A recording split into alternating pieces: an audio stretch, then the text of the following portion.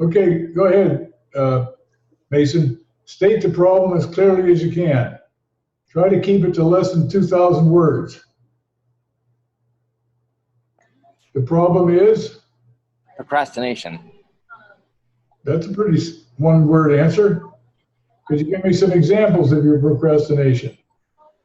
I see these. I see these new things that I could do to go out and meet some more women or change things, and I don't do them. Okay. Anything else? I get so sad. I mean, going through all these beautiful seasons and not having to spend it with anybody, but not sad enough, probably. Well, I don't know. If you're sabotaging yourself, it won't do any good to get sad. You'll prevent it through the sadness. Do you understand that? The sadness is just telling you you're not living right. Yeah, it is. I know I'm not. But what the hell? I mean, I'm telling you to change something. If you don't change anything, you're going to get more sad, or sadder, I think English is right. So that's not a problem. That's a reaction to the problem. The problem is I don't have anybody in my life and I feel the emptiness. Is that more? Yeah. And I feel like I'm sabotaging myself. Is that true? It must be. It can't be. I mean, this is unnatural. Okay, I didn't ask you that. Sounds like you're sabotaging yourself. Is that true? Yes. Okay. How does that feel when you tell me, yes, I'm sabotaging myself? What does that feel? Feels like truth. Hey, talk to Glenn. Say, Glenn. Tell him. Just tell him. Glenn, it feels like I'm self-sabotaging myself. It feels like I'm telling the truth when I say I do. Okay. Tell Joe. Joe, it feels like I'm self-sabotaging myself, and it can't be anything else. Okay. Talk about what it feels like. What does that feel like? It feels anxious. I feel like I know I could do things and I don't do them. No. What does it feel like when you say, I'm sabotaging myself? It feels effortless. It feels effortless to say that. Yeah. It doesn't cause you any reaction. No. Well, then it's not doing anything. You're not owning it. You're talking about it as if the color of the ceiling. You're not talking about it like it's you, your guts. It's not your heart, it's not your soul, it's your brain talking to us. So in other words, you're very good at fooling us and you're very good at fooling yourself. So ordinary people would think you meant that. I don't. If you had never met me, would you have believed it? No. I know too much about people. I wouldn't believe anybody who says it like that. I killed 3 people and I feel bad about it. Does that sound like I'm owning it? No. It sounds like it's just like another job, like a routine. That sounds like what you said. I'm sabotaging myself. Telling Glenn I sabotage myself. Tell Joe I sabotage myself. Color of the ceiling is white. It's all the same lack of emotion. It is. We don't do anything unless it hurts. If it doesn't hurt, we can't help you. You can't help yourself either. In other words, if you manage to prevent the pain by disconnecting yourself from it, you can't get in touch with it unless you go out and do the radical actions of taking a ball bat and killing a fucking tree and screaming, I'm fucking tired of this shit.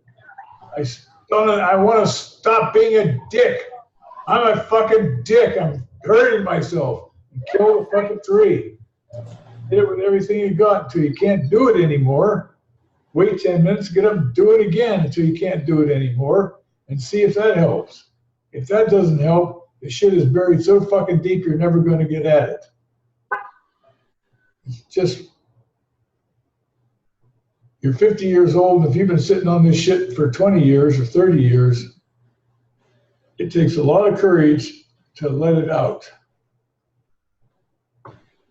That's all I can tell you. Most guys at 50 and up don't ever change.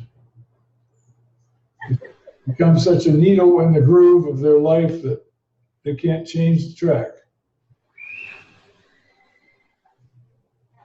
That sounds like bad news. It is. It sounds like it's the same as a tennis racket exercise. Yeah, anything where you get everything going and your eyes are open and you're killing things.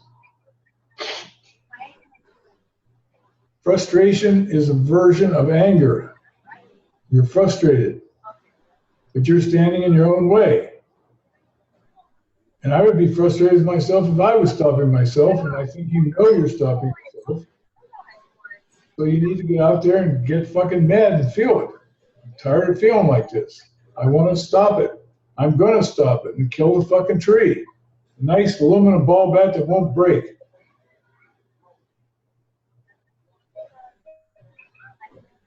Okay, that's the only thing I can recommend, because if you were in my therapy group and there were 11 strangers sitting here with me, and I had you go around the room, I would say, sit down, you don't want to work. And that would be the end of it until you said it again. And it's costing you $200 to sit there. Another week goes by, $200 more. Another week, $200.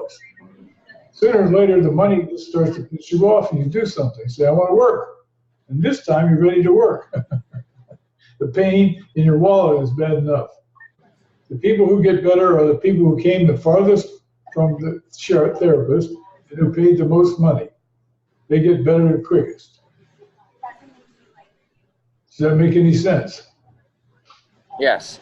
Okay, well, that's what it hurts. I had to fly all the way out here from New York to see Nathaniel Brandon. The hotel's $200 a day. That's $200 a week to sit in this fucking room. What am I doing? I'm an idiot. They get back on the plane and never come back. Or they go, fuck it, I'm going to do it. And they jump in. I can't ever predict who's going to do it and who's not, ever.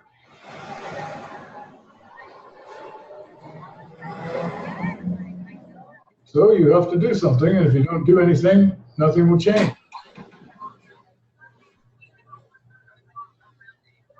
The way life is, you can only control you. And if you're getting in your own way, it's trouble. Quick question. Wait, I'm not done. You think you sabotaged yourself with Stacy when she wanted to spend the night and you didn't do anything? No, I had my heart in that for sure. I'm not talking about having your heart in it. I'm talking about having listened to the radio show and hearing how many times I told guys, when you do that, they take it as I'm not desirable. And they never want to see you again. Well, she definitely. I don't think I was anywhere near as much the nauseating nice guy that I was, but I was definitely, my full attention was there. I wasn't. It was like the opposite. You didn't try to fuck her. Let me get simple. When a girl says, I'm too drunk to drive, I want to spend the night, that means I want to sleep in your bed with you. And then it's up to you to make it happen. She's releasing all responsibility for this. I'm drunk, and I'm going to fall in this bed. That's what they need when they're 20, 23 years old, and they've never done this before. Okay, and if you don't do anything, the poor girl goes away thinking he must not like me, or I must not be desirable, or he's a fucking idiot. One of those three. I don't know what to tell you. Well, it's like I went like I got her shirt off and everything, and I just did the stop routine, and then I just said, okay, well, maybe we'll get to another time, and I didn't actually come out and say that, but that's I felt like I was having, I don't know what the hell went wrong. I mean, she just wasn't, most of the time she just really wasn't, she just like, seems like she wasn't really there that much. She was just kind of along for the ride. And well, I've never heard of such a thing, but you might have run into one. I don't know. Who knows? The only way to do it is. No, I'll go with the odds. Every time I've ever heard of that, it's a disaster. It's wrong. In your case, I imagine it's the same thing. She doesn't want to talk to you. She's embarrassed to be around you. She thinks you're a nice guy. And that, you know what that is? That's a kiss of fucking death. Yep. Oh, well. I hope hope you don't ever make that mistake again. Me too. Must have been some kind of overcorrection. But then, like I said, she was just. I mean, she was like sometimes she seemed like she into me, and other times she was just kind of going along, and then I just didn't hear. I mean, she would never call back. Usually when. No, she doesn't call back because she doesn't want to come over again. No, I mean before that. Before that. Yes, it would be like a few days before I heard back from her, and yeah. Then we go out again, and that doesn't have anything to do with anything. You get the girl there, you get some fucking booze in her, and you had a nice dinner, and she says, "I'm too tired to go home." That's bullshit. Okay, bullshit. Period. Fuck me is how they say it. Put me in the bed and have your way with me, but I'm going to pretend I'm resisting. I have to do that. You're 50 and I'm 40. You're 20. How old was she? Was 20, right? She was 22. 24. That's okay. She's 20 and you're 50. That's in her brain. Right. You have to take the maiden from her. You have to act like a man, a 50-year-old man, not another boy. So that's self-sabotage. And if you can say I was overcorrecting for being a nice guy, everything that's happened since then, I don't think so. I think you continue to sabotage yourself, and I don't know what the payoff is. I have no idea. Yeah, it's like I definitely wanted to work, and I followed all the prescription, and I did everything, and it just didn't work. I don't know, maybe I just had bad luck or something. No. I'm going to go at the baseball park. Talk to you guys tomorrow. Okay. There's no such thing as bad luck. When a girl's in your bed, it's not a question. You've already gotten lucky, okay? It's not bad luck. Bad execution. No plan. No seduction. No nothing. But you don't have any experience? I had enough. I felt like I had enough at least to get it to that stage. Well, you got to that stage, but then you got to get it across the finish line. Can't get to first base and stop. No. Okay. Now let me point out one other thing to you, because maybe if you understand yourself a little bit more, you might be able to understand what's happening. You've never had a girlfriend that was normal for a long time. Is that true?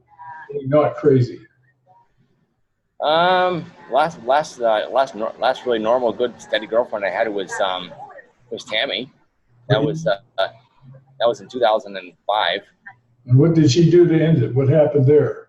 Oh, I was the one kind of going along for the ride. I didn't love her. It was great. I understand that. What did she do that you didn't like?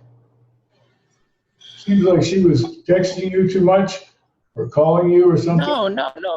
No. She didn't do anything I didn't like. It was great while it lasted, but she wanted someone to get more involved and go deeper. And I didn't want a ready-made family, at least not with her. I just didn't feel the kind of. I mean, it was great. She was great to hang out with, great to have sex with, and we had a lot of sex. But I just didn't have any really. There was nothing really romantic or poetically inspiring about her. Why does that make any difference? Well, if it was someone who would have been I saw more of a future to, I would have. Mason, you don't have any fucking future. All you've got is right now. You're getting. I'm talking about. In 2005, you're almost as old as you are now. 2015 is 10 years and 4 more. 14 years ago. You're about the same as now as you were then. Yeah. Okay, but your fucking clock is ticking. You're going to die. I don't know how to make it any clearer. You don't have a choice. If some girl wants to live with you and be close to you and fuck you and go out to dinner with you, take what you could get. You can't get anywhere if you don't have a girlfriend. You're fucked. You can't get laid unless you're fucking getting laid. So you cut off. You cut her off, and nothing since. You got a couple of crazy. No, I didn't cut. I didn't cut her off. She cut me off. She's like, well, it's like I just feel like I need to move on. You just said I didn't do X and I didn't like her and I didn't want to be around her and I think I got rid of her. You just said that. Doesn't make any difference to me. Somebody wasn't happy. And I think it was you, what you said. You can watch the video. I said that when I was going out with him, it was great for like a couple of years, and then I wanted to sort of keep on doing what we were doing, and she would tell me she loved me and stuff, and I wouldn't say it back because I didn't mean it, and then you know, sooner or later she just said, well, you know, I want more of a commitment, and I said I'm just not there yet, or however it went, and I wanted to keep going. I loved going out with her, but I just wasn't in love with her. Okay. Same with Michelle, same exact thing. And she really wanted, Michelle would have married me in a heartbeat, but that was the crazy one. But even if she wasn't crazy, I don't know. I mean, she had everything I wanted, but there was some mistrust in there after she fucking freaked out on me with all that texting and crap. And eventually it got bad enough where I couldn't even have sex with her anymore. Yeah. Well, I mean, we had a lot of, Michelle and I had a lot of sex, and I just never. I didn't say, I said normal person. I don't care about some crazy meet on the fucking internet once they get married. That's horseshit. This girl, Stacy, wasn't from the internet. She was a normal. Oh, no. Yeah. You'd be lucky to ever find anybody even 1/10 that good again. Okay, when you say I didn't feel like it, that's horseshit. This is all there is. This is the only game in town. So you have to take whatever you can get. The hungry do not get fed. You don't get laid unless you're getting laid. You don't get a girlfriend unless you have one. That's just the way the world works. No girl wants to go out with a guy who doesn't know what the fuck he's doing. So you got to send that vibe off. Too late. Anyway, I'm done. It's up to you, Mason. You're sabotaging yourself in some way. I don't know how. Only you know why. Only you're the only person who can get out of it. And tomorrow in sentence completion, you're not going to be here, but you can do the sentence completions by yourself. You know the basics. Yeah. The good thing about sabotaging myself might be make it up and see where you go. But dive in. Don't sit there and be logical about it. Be emotional about it. That's why it's good to do 10 jumping jacks before you do anything. Get your heart going, get the blood flowing, get your brain working, and then try the sentences. Okay, I can do that. Yep. What's that guy's name from? John from Durham, North Carolina. Do you remember him? John from Durham? Yeah. Oh, yeah, John, John Colchis, the tall guy with the glasses. No, not that crazy one. No. Yeah. He was Raleigh. Yeah, Durham. John? No, I don't know. John from Durham had 3 PhDs, and he was divorced. He came to a couple of workshops, and one day Joanna said to him, stand up and give me 10 jumping jacks. Okay, now sit down again. Now make the phone call. She'd already understood what I was doing with people like that. When you're all in your fucking head, you can't do anything. So you got jumping jacks, arms and legs jumping, breathing up and down. It stirs everything up, and then you're alive, and you're not in your head living there saying, well, I just didn't want to. That didn't. Oh, God. There's a lot of crazies in Portland, but if they're not on the internet, that's a good place to start. Right. Do you go to Portland, or do you stick around your house? Well, lately I've just been sticking around the house. I go to Portland on Mondays and Fridays and Saturdays. Uh-huh. It's like I work my glass. I'm just all alone for like 2 or 3 days, and I go up to Hillsborough. They have coffee, Starbucks, and then on Fridays and Saturdays, I go down to Portland, do my aerial stuff, visit my friends, and whatever else I need to do in town. When are you going to have a party that you can invite all those people that were at that party you just went to? I want to know when that is. God, I don't know. I haven't even thought about it. I'm telling you to think about it. You got to make something happen. It's not working what you're doing. So you could probably sabotage yourself at this party, but it'd be a lot harder. There's 10 girls standing there. Some of them have boyfriends and some of them don't. And one of them's going to be interested in you. If you have your radar out looking. And the only reason for giving a party is to see if anybody's interested in me. The companionship and conversation can come in a coffee shop. A party in your house is for you. It's not for them. Under any excuse, we've got the autumnal equinox coming up on September 21st. A good excuse for a champagne party.